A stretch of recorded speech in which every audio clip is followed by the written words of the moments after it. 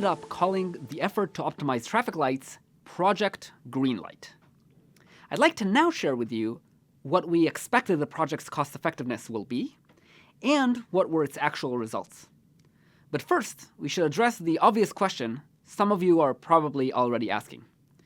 How does optimizing traffic lights reduce greenhouse gas emissions? Well, first, by reducing idle time. When cars sit around waiting in traffic jams, many of them continue to burn fuel and produce emissions. Less time with the engine running generally means less emissions. Possibly even more important is minimizing acceleration and deceleration.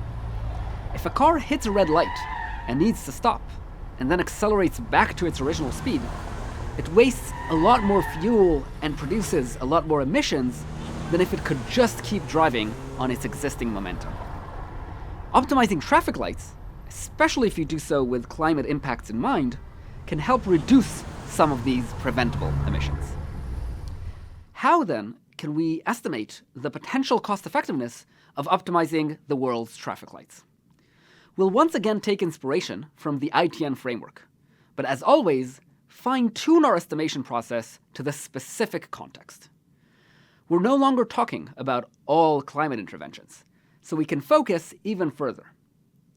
A good way to break this down might be to ask, how much CO2 does traffic light-affected transportation emit? This gives us an upper bound on what our maximal possible impact is. Next, we can ask, how much would traffic light optimization reduce these emissions? That is, how effective can we expect to be?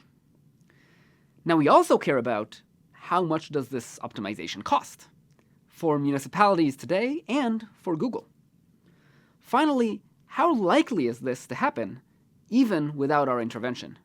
This will help us assess our counterfactual impact. Let's explore these questions the same way we did at Google when looking into this intervention.